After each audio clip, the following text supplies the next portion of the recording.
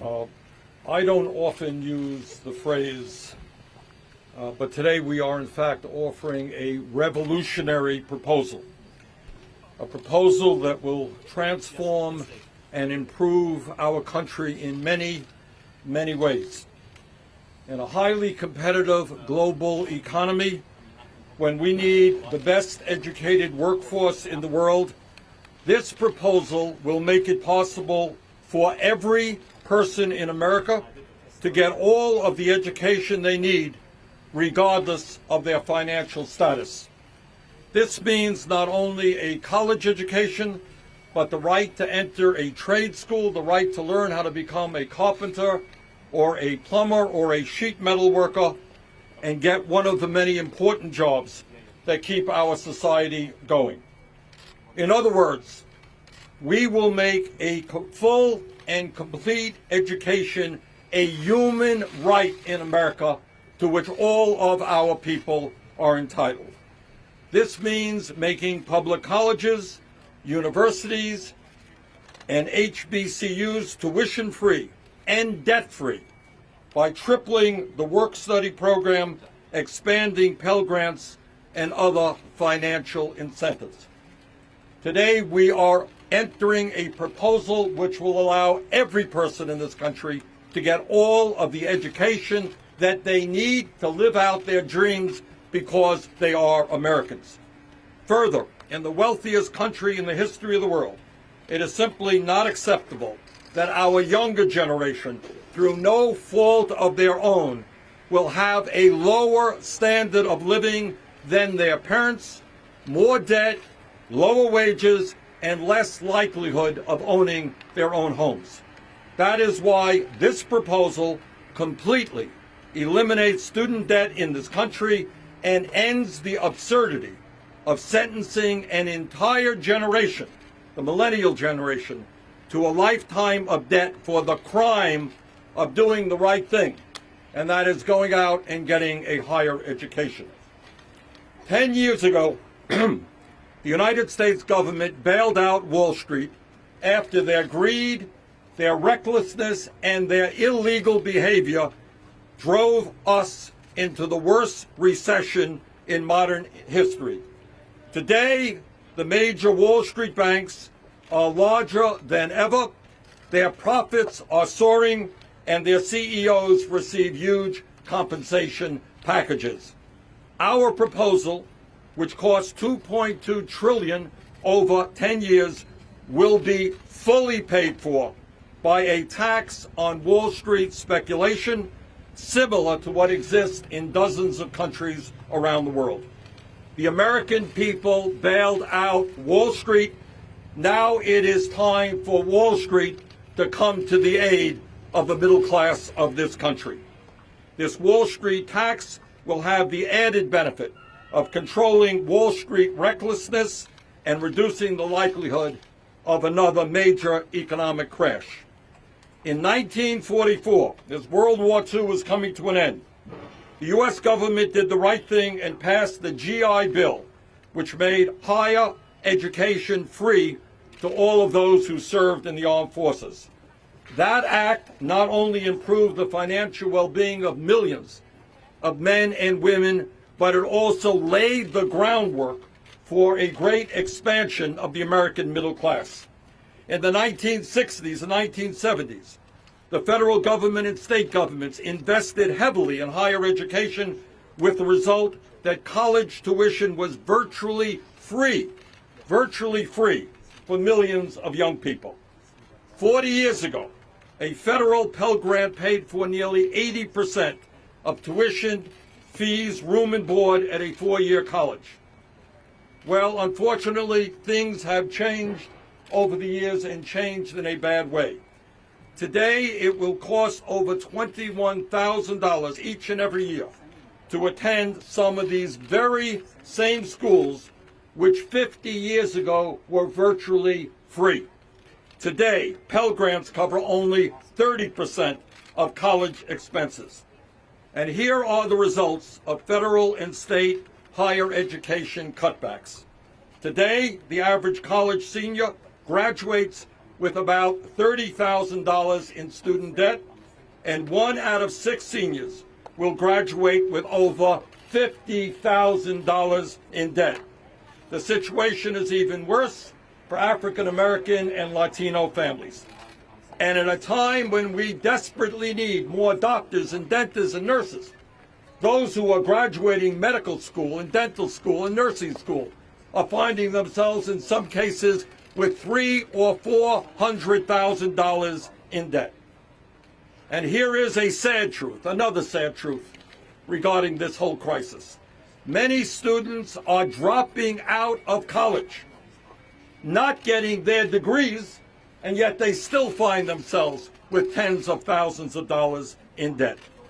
Let's be clear. The millennial generation was told that the only way they would get the good jobs available is if they received a college education. Unfortunately, that turned out to be bad advice. It was wrong. Since 2000, the cost of attending a public college has nearly doubled. Meanwhile, the bottom 60% of college graduates earn less money than those who graduated college did 19 years ago. And wages for the average college graduate have stagnated. Today, 34% of Americans 25 and older have a college degree, but only 26% of them in our country, 26% of those jobs require a college education. The result is that many millions of young people today are forced to work at low-wage jobs. Their standard of living is going down while they're struggling to pay off their outrageously high level of student debt. Bottom line is we should not be punishing people for getting a higher education. It is time to hit the reset button. Under the proposal that we introduced today, all student debt would be canceled in 6 months. By taking this action, we not only provide immediate financial relief to 45 million Americans who have $1.6 trillion in debt, but we will be improving the entire economy. According to a recent study, canceling all student debt would add an estimated $1 trillion to our economy over the next decade and create up to 1.5 million jobs. Let me just conclude by giving you a tale of two crises. 10 years ago, because of their greed and illegal behavior, Wall Street banks were on the verge of collapse, and the United States Congress, with taxpayer assistance, came to their aid. Well, now we got millions and millions of families in this country who are struggling with outrageous levels of student debt. And maybe instead of just worrying about Wall Street, we start worrying about those families and that generation and give them a break. So this is for those families, this is for those young people, this is for the economy, and this is for justice. And that is what we are proposing. Thank you all very much.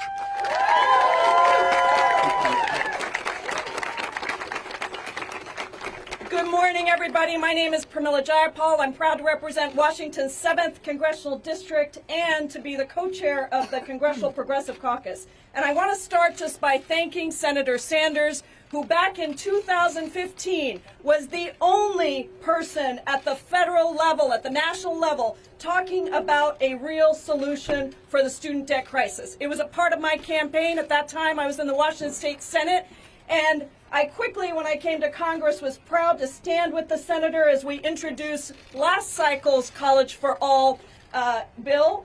And we are now today, it is sizzling hot today, and this is a sizzling hot proposal. And I'm looking at all these young people's faces over here and seeing the incredible hope and opportunity that exists when we pass this proposal.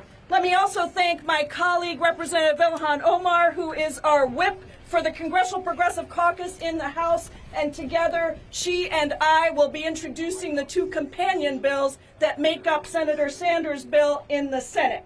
None of this would be possible without the incredible organizing across the country. Students who have been rallying on their campuses, teachers, advocates, unions that have been saying we must address the scale and the magnitude of this crisis. So let's just talk about the future. My child just graduated from college, and like thousands of students across the country celebrated their college graduations, most of them are contemplating a lifetime of debt.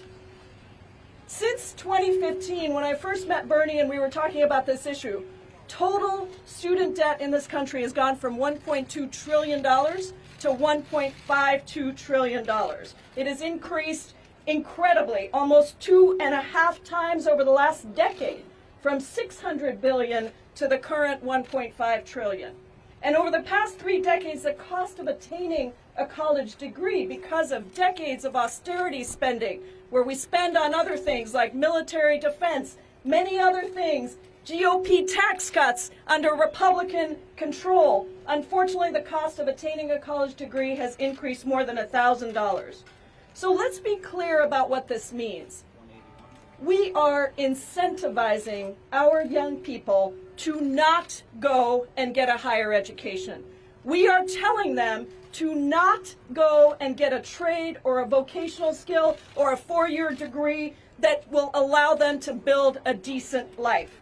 And even though we know we depend on these next generations to be our innovators, our creators, to carry jobs that allow them to have a future and buy homes and cars and build our economy, instead we are putting out a giant trap for people to walk into. And as a nation, we are killing ourselves by draining the enthusiasm, innovation, creativity, and potential of our next generation.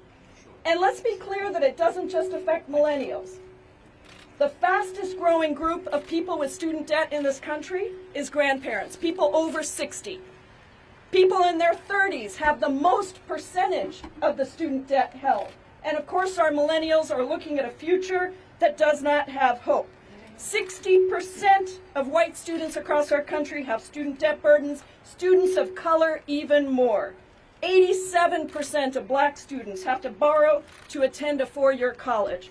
And African American women who graduate with a college degree are paying about 111% of their first year salary in student loans. So anyone thinking about going to college today has to be asking these questions. They've got to be looking at the trade-offs and saying, do I go and get a higher education, which I know I need, by the way, in order to get a job that is going to sustain me and my family. But if I do, I know I'm coming out with mountains of debt. Or do I forgo that training and skills and just hope that somehow I can find a job that allows me to build for the future? My constituents, all of our constituents, have been writing us with their horror stories, which, by the way, are confirmed by the Federal Reserve, which says that people are putting off buying homes and cars and even getting married or having kids because they can't afford it. And just yesterday I was out buying something, and the person who was helping me told me that she has $60,000 in student loan debts. And she said, but don't tell my story alone, tell my sister's story. Her sister struggled with addiction. And so in her second year of college, after 2 years, she dropped out so she could take care of herself, get herself clean, which she did. She came back, she worked a full-time job at a minimum wage salary, and she went to college full-time online. She got through all of that, and guess what she's saddled with now? $100,000 in debt. It's unacceptable. And so today, this proposal is a way to address all of that. The college affordability crisis isn't just about tuition, and in this proposal, we make sure that we increase Pell Grant funding, we expand that funding, we triple work study, as Senator Sanders said, and taken together, we will provide debt relief for the 44 million people who have existing debt, and we will free the future.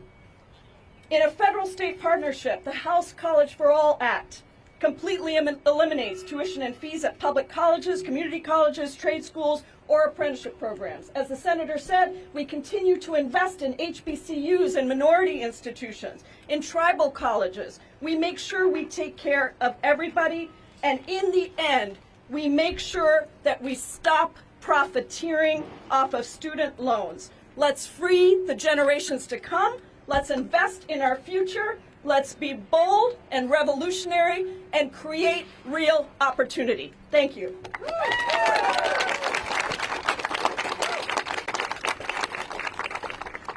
Thank you so much to Senator Sanders and Congresswoman Jayapal for joining us to introduce this revolutionary idea. I stand before you on behalf of 45 million Americans, 45 million people who feel they can't purchase their first home, 45 million people who feel like they can't start a family, 45 million people who have dreams of opening up a business or going to public service but are held back by a mountain of debt. 45 million who are wondering if they can retire because of the loans they took out for themselves or on behalf of their children. They are the debt generation. Many of them played by the rules, followed the advice of our parents, our leaders, and got an education. We are told going to college opens a world of opportunity, but far too many, it's accompanied by a world of anxiety, stress, and never-ending debt. We are told by some politicians that this debt is our fault, that if we want to achieve the American dream, we have to lift ourselves up by our bootstraps. Well, we're here today to say student debt is not the result of bad choices or behavior. It is the result of a system that tells students to get an education and go to college in order to have a stable life, but then does not provide the resources to afford that education. It is the result of a two-tiered education system, one for the rich whose families can afford tens of thousands of dollars for higher education, and another for the poor and the middle class who have to pay off that education for the rest of their lives. America's collective debt now sits at almost 1.6 trillion. Nearly 45 million Americans now have student debt, and the amount of debt an average student carries is rising. Young adults who graduated college with student debt now have a negative net worth, with median net worth that is less than the $90,000 it was in 2013. And parents are increasingly jeopardizing their retirement to pay off loans they took out on behalf of their kids so they can go to college. The scourge of student debt does not affect all Americans equally. Students of color face a higher risk of defaulting on their loans and struggle to find jobs to pay off these loans due to discriminatory hiring practices. First generation and immigrant college students face much higher rates of default. And women who already face a wage gap and workplace discrimination owe 2/3 of a total student loan debt. That's why when I ran for Congress, I was asked over and over again, why is Washington ignoring this crisis? And what will I do to help fix it? And I promised them that I would do everything in my power to end the scourge of student debt once and for all. And so today I'm excited to join my colleagues in keeping that promise. What my bill does is simple as it is revolutionary, as Senator Sanders says. It cancels all of 1.6 trillion student loan debt.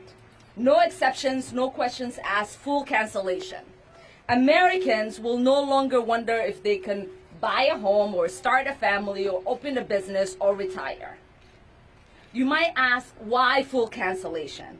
What about the people who can pay off their student debt? Well, let me say this. The children of Donald Trump aren't asking or taking out student loans. Canceling student debt is a problem of the poor and the middle class, not of the rich. So rather than making exceptions, let's end this crisis entirely once and for all. You might also ask, who will pay for it? Well, economic estimate that forgiving student debt will generate up to $1 trillion in economic activity. But we can go a step farther. And as I always say, America does not suffer from scarcity. We suffer from greed. So we can ask speculators on Wall Street to pay small financial transaction tax, which would fully fund student loan forgiveness over 10 years. The American people bailed out Wall Street. It's time for Wall Street to bail out the American people.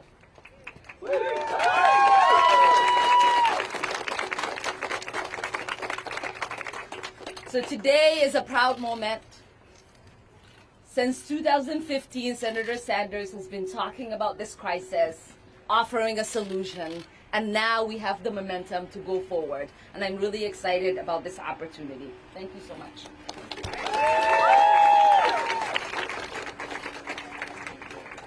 Hi everyone, I'm so excited here today. What a beautiful day to liberate ourselves from student debt.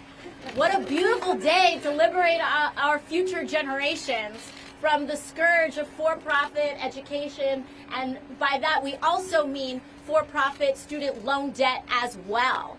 This is such an important issue because this is not just about our future generations and our current generations, but this is about our entire economy. We are experiencing a systemic and economy-wide threat to grinding our economy to a halt because families and people in my generation, older and younger, are not buying cars, we're not purchasing homes, we are not building families because of the scepter that student loan debt represents on our generation. It is unjust, and it is a burden that no generation before had to encounter to the scale and the level that ours has. I think so much about this moment when I was in college, and I was mentoring this young woman. Her name was Andrea. She was about 3 or 4 years younger than me. But I was about 19 years old, and she was in high school. And she had gotten into all of these prestigious universities, but she was given no student loan assistance, she was given no scholarships. All of her student aid was presented to her in the form of loans. And she came from a solid middle-class family. She was not exceedingly wealthy. And so she got into her dream college, but her dream college offered her no scholarships, just loans. And she truly felt, at 16, 17 years old, she felt that the decision of college was so important that she felt that she needed to consider taking on $250,000 worth of debt to go to college. And she's 17 years old, and here I am calling her from my dormitory, a 19-year-old consulting a 17-year-old about a $250,000 loan debt situation. And I think that in and of itself illustrates the absurdity of our education financing system. That alone illustrates it.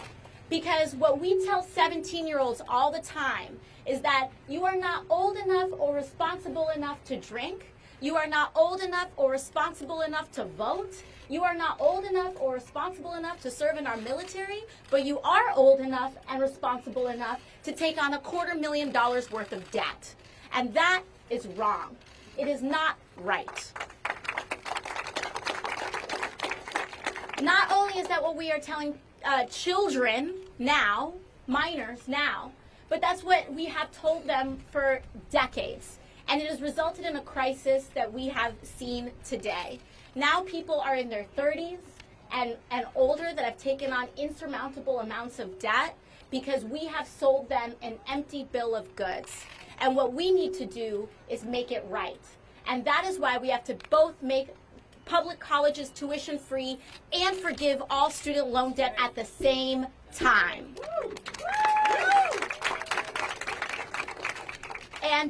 And I will be completely honest, I will disclose my personal stake in this fight because I have student loans too. And I think it's so funny. A year ago, I was waiting tables in a restaurant, and it was literally easier for me to become the youngest woman in American history elected to Congress than it is to pay off my student loan debt. So that should tell you everything about the state of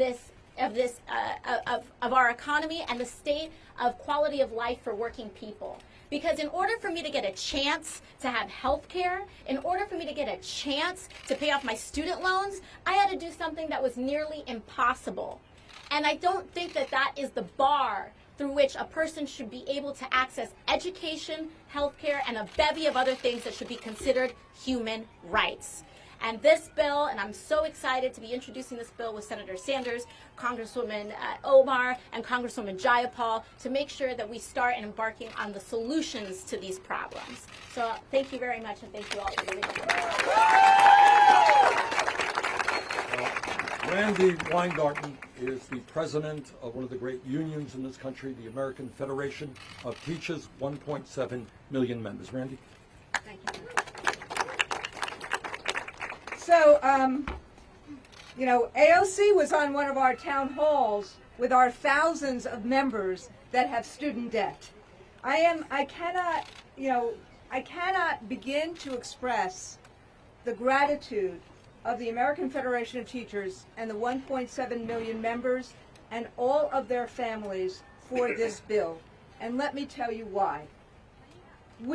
Virtually every one of my members is dealing with student debt, whether it is herself or whether it is her family. Every meeting I go to, or virtually every meeting, I ask people if they have student debt still or a member of their family. In fact, at a town hall we just had with 13,000 people last Monday, a retiree of mine said that her Social Security is being garnished because of student debt.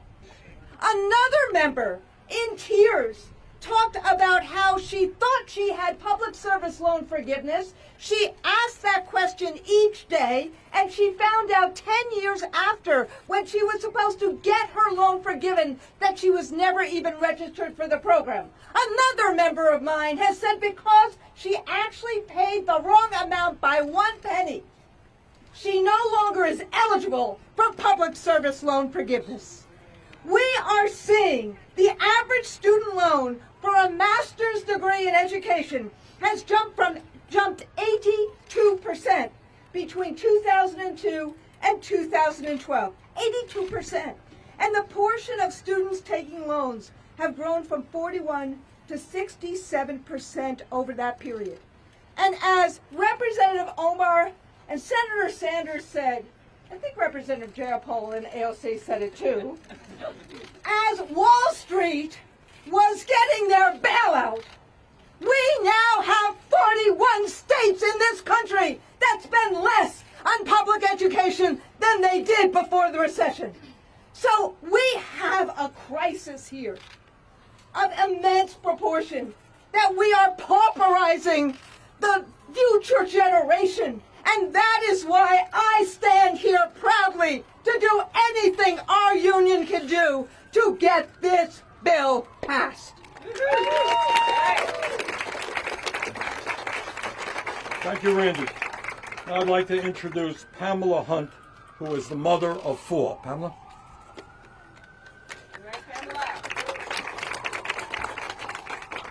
Hello, my name is Pam Hunt. I have $212,000 of student debt, $51,000 of which is interest alone. I stand before you as a person who pursued a higher degree and was made worse off because of it. I am a proud single parent, and like so many parents, I have worked hard to make sure that my children have the best lives that they can have. I came to Washington, D.C. in 2015 as one of the first student debt strikers in U.S. history. We organized for years, and as a result, some debtors won relief, although I haven't. Over the last 4.5 years, I have struggled financially due to my student debt burden. I lost my home and nearly lost my life in a fight against cancer. But you know what I haven't lost? These illegitimate and immoral student loans that are still haunting me. You know what else I also haven't lost? I haven't lost myself or my desire to fight. I am here to fight, no matter how long it takes, for full debt cancellation and an education system that treats us with dignity and as equals. An education system that's worth fighting for. Right now, many people are not paying back their student loans because they cannot afford to. I've heard that we can't afford to let people go to school for free, but from where I stand, we can't afford not to. I have 3 daughters who, within the past 4 years, have graduated from college with Bachelor of Science degrees. Each is starting life with $50,000 plus in student loan debt.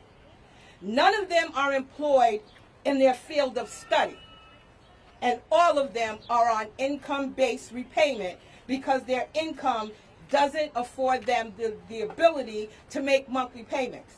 That's just my 3 daughters. 3 stories among countless others. Partial debt forgiveness won't cut it. Even erasing $50,000 would still leave me with a balance of $162,000 in student debt. I am not asking for forgiveness. I am seeking justice. The only justice is full debt cancellation. As a debt collective member and one of the first student debt strikers in U.S. history, I am here to remind you that we are not going away. We are going to build power and liberate ourselves from this crisis. Yes. Thank you.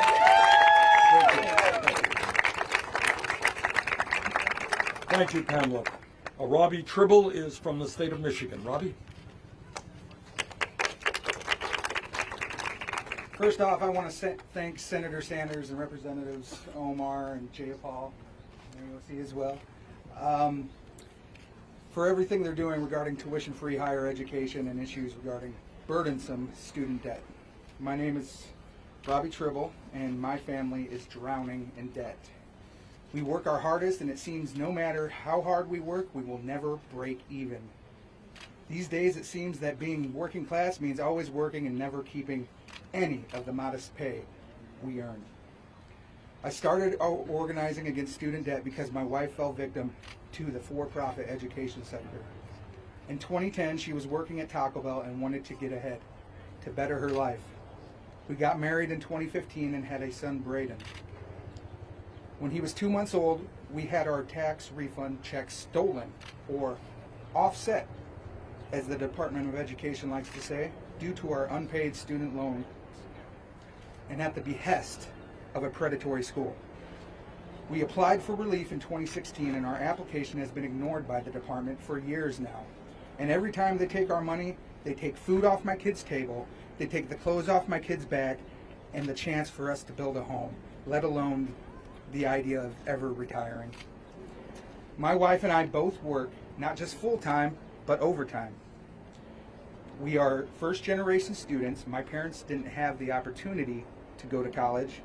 They had a trucking business that went bankrupt. But if they would have had the chance to attend college in the 1970s, they wouldn't be stuck with the lifetime of student debt that we have today. Our families can't afford to be held hostage for trying to make it in our society today. We must cancel all student debt now. Education is a right from pre-K to college. If anyone truly doubts that, I suggest they look into their hearts to see that personal development and knowledge should not be treated as a commodity to be traded on Wall Street. Thank you all so much. Thank you very much, Robbie. Thomas Gorky is a student from upstate New York. Thomas?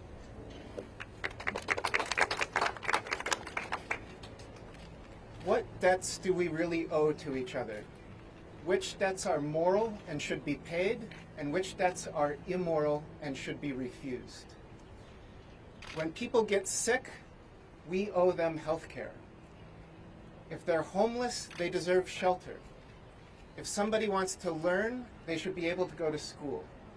These are moral obligations that we are currently defaulting on in our society, and we should start paying them.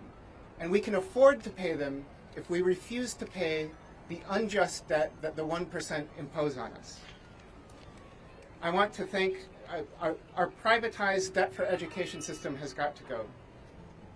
I want to thank Representatives Omar and Jayapal and Senator Sanders for this important step that they are taking here today. This legislation establishes free education and a jubilee for all student debt. But we know that they can't make this a reality on their own. It's going to have to be up to all of us. No big change like this ever happens without mass mobilization, without ordinary people getting organized to take direct action and engage in civil disobedience. My student debt is the first thing that I think about when I wake up in the morning and the last thing I think about when I fall asleep. It controls every decision I ever make. Like many others, I often feel overwhelmed, but I also know that if we band together, our debts can make us powerful. In 2015, the Debt Collective organized the first ever student debt strike to force the Obama administration to start discharging student loans from fraudulent for-profit universities. We've won over $1 billion of debt relief. But to set our sights on canceling all $1.6 trillion of student debt, it's going to take an even bigger movement and an even bigger debt strike. So let's get ready. This is our message to the 1%, to Betsy DeVos, to Navient, to Nelnet, to FedLoan and ECMC. We owe you nothing. To our friends, our families, our communities, to humanity and the natural world which makes our lives possible, we owe you everything. So let's get organized. Let's join the Debt Collective and get ready to throw down, because we need to fight for the world that we want to live in. We have a lot of work to do, and it's going to be a lot of fun. I want to thank again Representatives Omar and Jayapal and Senator Sanders. Seriously, we are in your debt. Thank you. Okay, we have time for a few questions on this issue, just on this issue. Excuse me. Excuse me. Yes. Senator Sanders, Senator Warren has also released a student debt plan. It's different than yours. Do you hope that the release of your plan will spur see, no, that's not what we're here to talk about. Is this legislation? Any questions on that? Do you hope Yes, that sir, the back legislation there. will spur a debate, Senator? Senator Sanders, Calm down. Yeah. what would you say to the millions of Americans that worked hard to already pay off their student debt? And what would you say to critics that say that this will help people that don't necessarily need the help, that are a wealthy group of people that can pay off their student loans? The overwhelming majority of the people who are going to benefit from this legislation are working class people.